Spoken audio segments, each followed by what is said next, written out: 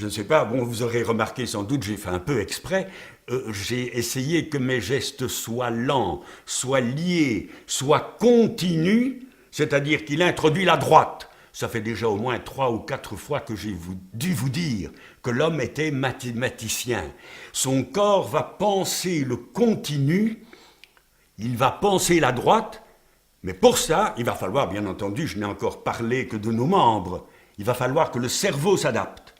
Et en effet, qu'est-ce qu'il va développer?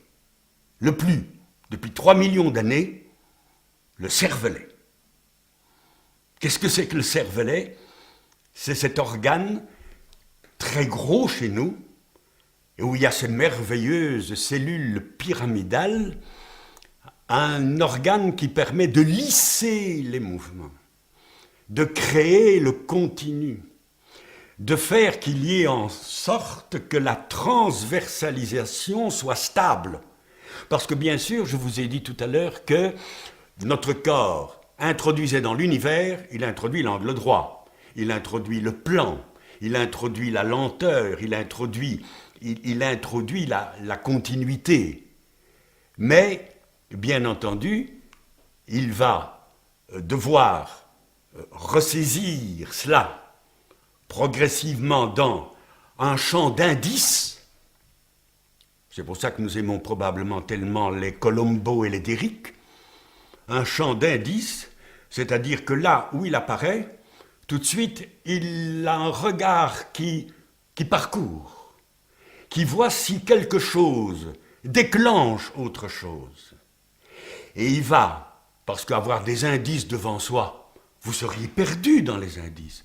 Lors des rencontres, comment voulez-vous qu'on échange des indices si on n'a pas en même temps la possibilité extraordinaire de indexer des indices?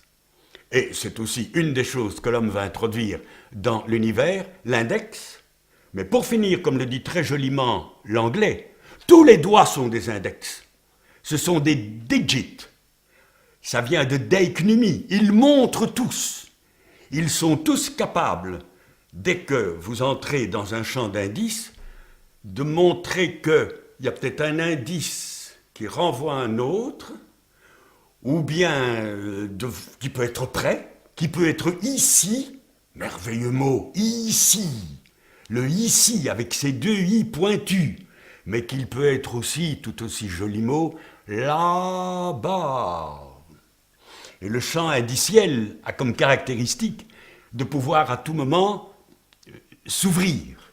Il s'ouvre vers un horizon, la fameuse frontière invisible. Ce qui délimite, l'animal n'a pas d'horizon. Ça a l'air d'être d'une philosophie extrêmement complexe. Or, ça tient, pour finir, super limen, c'est ce qui est au-dessus du seuil. Et le sublime, pour Raphaël, c'est simplement ça. Platon fait ça, et Aristote fait ça. Mais le sublime, nous n'avons pas d'autre recours que d'employer ces mots qui sont des mots de notre corps, qui sont directement les mots qui sortent de l'événement. Nos philosophies les plus extraordinaires sortent de l'événement qu'est l'apparition de notre corps, orthogonalisant, etc., dans son environnement. Donc, nous voyons en quelque sorte que si on prend le point de vue de la paléoanthropologie, c'est-à-dire en essayant, ce que nous pouvons faire pratiquement depuis 30 ans seulement, il n'y a que depuis 1960-1970 que nous commençons à avoir une vue de cet enchaînement et d'avoir suffisamment de documents sur l'apparition de l'homme pour voir à quel point il a été le corps que nous venons de décrire. Et donc, comment il y a moyen de faire une philosophie complète, qui nous oblige d'ailleurs à refaire toute la philosophie à partir de là. Parce qu'à partir de là, je vais alors pouvoir situer aussi bien la mathématique que la naissance du langage, que tout ce qui va être l'attitude humaine de l'art. Qu'est-ce que c'est en fin de compte l'art? Attention, ne voyons pas de l'art de musée. Non, voyons le Brésilien qui danse sa vie.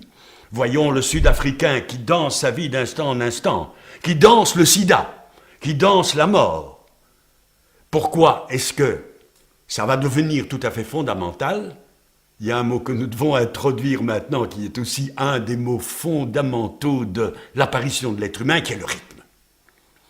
Et comme toujours dans ce genre d'approche, il s'agit alors de bien voir ce que c'est. Le rythme, c'est ce qui me permet de mettre ensemble toutes ces données. Cet animal dont nous avons parlé maintenant, il a toutes sortes de dimensions. Et ces dimensions, bien entendu, ne vont pas dans le même sens. Quand je fais ça, comme je l'ai fait avec Raphaël et Platon, et quand je fais ça avec Aristote et toujours le même Raphaël, il y a là des choses très différentes qui se présentent à moi. Je peux être très précis dans mes approches dans un cas et je deviens incroyablement vague dans l'autre. Dans un cas, je peux être conscient, très joli mot, c'est-à-dire je peux avoir un savoir avec, un savoir qui rassemble, qui met des choses ensemble, mais dans d'autres cas, je vais simplement me trouver ce même animal transversalisant dans la pure présence. Et alors il devient extrêmement intéressant de voir à quel point l'être humain vit presque tout l'essentiel de sa vie à la recherche d'expériences où il intensifie la pure présence. Alors où ça? Dans des œuvres d'art, dans les religions? Oui, bien sûr, mais aussi au bistrot. Parce que ici je suis à une table, on voit le haut de mon corps et ça nous suffit pour tout ce que nous avons dit. Mais bien entendu, si j'étais, comme on dit, en pied, je pourrais maintenant reprendre absolument presque tout ce que je vous ai dit, à partir des jambes et à partir des pieds. Et montrer comment là, de nouveau, nous allons nous trouver par le pas. Le pas humain, je vais de long en large. Comment le pas, l'animal ne fait jamais ça. Oui, s'il est dans une cage, le pauvre chacal, il est bien obligé d'aller de gauche à droite dans la cage. Mais qu'est-ce qu'il fait? Il est tout le temps rostral. Il est tout le temps au bout de sa gueule. Tout le temps, d'un bout à l'autre. Il est rostral et caudal. Et nous sommes, je répète, frontaux. C'est-à-dire que ce qui va nous intéresser, c'est un aller-retour qui perçoit que l'aller-retour est une façon de déambuler dans la largeur. Et donc le pas.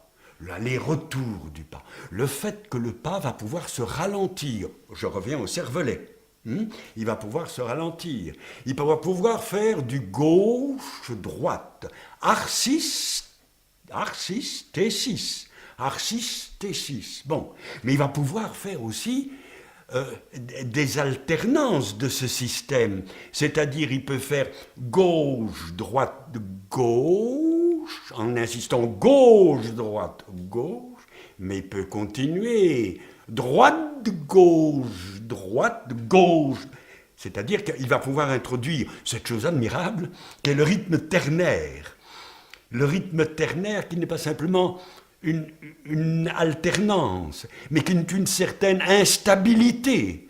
Et il va jouer de toute cette instabilité, entre autres, pour, à certains moments où il veut faire des expériences de pure présence, pour mettre tous ces fonctionnements, en quelque sorte, entre parenthèses.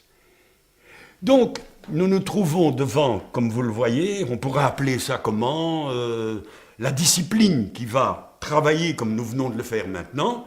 Ben, on pourrait, je crois, employer un très bon mot, qui est le mot anthropogénie, pour bien dire qu'on ne fait pas de l'anthropologie au sens habituel. L'anthropologie habituelle, elle tombe la plupart du temps dans ce qui a été, je ne dis pas le vice, mais enfin le manque de toutes les philosophies antérieures, c'est-à-dire qu'elle va partir du haut. On va partir du haut.